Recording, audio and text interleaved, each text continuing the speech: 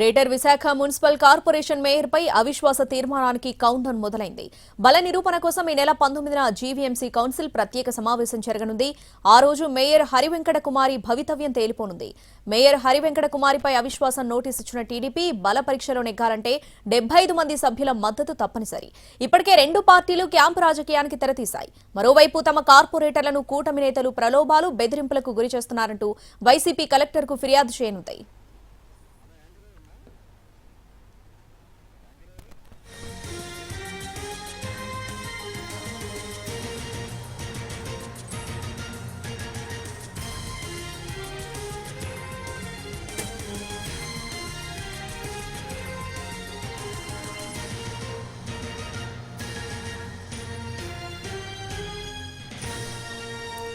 Greater Visakha municipal corporation mayor పై అవిశ్వాస తీర్మానానికి కౌంటౌన్ మొదలైంది. బల నిరూపణ కోసం ఈ నెల 19న జీవీఎంసీ కౌన్సిల్ ప్రత్యేక సమావేశం జరగనుంది. ఆ రోజు మేయర్ హరివెంకట కుమారి భవితవ్యం తేలిపోనుంది. మేయర్ హరివెంకట కుమారిపై అవిశ్వాసం నోటీసు ఇచ్చిన టీడీపీ బల పరీక్షలో నెగ్గాలంటే 75 మంది సభ్యుల మద్దతు తప్పనిసరి. ఇప్పటికే రెండు పార్టీలు క్యాంపు రాజకీయానికి తెరతీశాయి. మరోవైపు తమ కార్పొరేటర్లను కూటమి నేతలు ప్రలోభాలు, బెదిరింపులకు గురి చేస్తున్నారంటూ వైసీపీ కలెక్టర్కు ఫిర్యాదు చేయనుంది.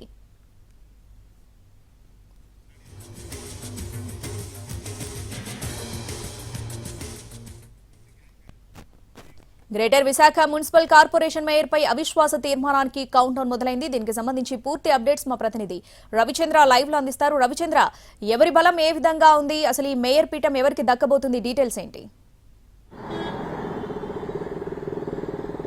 శ్రావణి, గ్రేటర్ విశాఖ మేయర్ పై ఇచ్చిన అవిశ్వాస తీర్మానానికి సంబంధించి ప్రత్యేక కౌన్సిల్ సమావేశం ఏప్రిల్ 19వ తారీఖున నిర్వహించాలని కలెక్టర్ నిర్ణయించారు. ఈ మేరకు ఎక్స్-అఫీషియో సభ్యులు అలాగే కార్పొరేటర్లందరికీ కూడా సమాచారం జీవీఎంసీ నుంచి చేరింది. ఈ నేపథ్యంలో రాజకీయ వ్యూహాలు, ఎత్తుగడలు చాలా వేగంగా మారుతున్నాయి. తమ కార్పొరేటర్లను ప్రలోభాలకు గురి చేస్తున్నారని, వారిని ఇబ్బంది పెడుతున్నారంటూ మరికొద్దిసేపట్లోనే కలెక్టర్కు వైఎస్ఆర్ కాంగ్రెస్ పార్టీ ఫిర్యాదు చేయబోతోంది. ఆ పార్టీ నుంచి మాజీ మంత్రి గుడివాడ అమర్నాథ్ కలెక్టర్కు ఫిర్యాదు చేసే అవకాశం కనిపిస్తుంది. మరోవైపు క్యాంపు రాజకీయాలు ప్రారంభమయ్యాయి. ఇప్పటికే వైఎస్ఆర్ కాంగ్రెస్ పార్టీ తన కార్పొరేటర్లను బెంగళూరు తరలిస్తే అటు కూటమి తమ వర్గాన్ని భీమిలి సమీపంలో ఉన్న ఒక రిసార్ట్లో పెట్టింది. వీరందరినీ కూడా త్వరలోనే మలేషియా తీసుకెళ్తారన్న ఒక ప్రచారం విస్తృతంగా జరుగుతోంది. ఈ క్రమంలో బలాలకు సంబంధించినంత వరకు కొంత కన్ఫ్యూజన్ అయితే ఉంది. వాస్తవానికి 75 మంది ఓటర్లు అవసరం అవుతారు. ఈ అవిశ్వాస తీర్మానం కూటమి నెగ్గాలనుకున్నప్పుడు 75 మంది సంఖ్యాబలం అవసరం అవుతుంది. కానీ ప్రస్తుతం ఉన్న అంచనాల ప్రకారం కూటమికి మరో 4 కార్పొరేటర్ల బలం అవసరం అవుతుంది. ఈ 4 కార్పొరేటర్లను వైఎస్ఆర్ కాంగ్రెస్ పార్టీ నుంచి కానీ తీసుకోగలిగితే మాత్రమే కూటమి తాను అనుకున్న లక్ష్యాన్ని సాధించగలుగుతుంది. అదే సమయంలో మొత్తం తమ వర్గంలో ఉన్న 34 మంది కార్పొరేటర్లతో పాటు ఎక్స్-అఫీషియోలు కూడా ఈ ఓటింగ్కు దూరంగా ఉండాలని వైఎస్ఆర్ కాంగ్రెస్ పార్టీ భావిస్తోంది. ఒకసారి ఓటింగ్కు దూరంగా ఉండడం ద్వారా అవిశ్వాసాన్ని వీగిపోయేలా చేయాలనే ఆలోచనలో వైసీపీ కనిపిస్తోంది.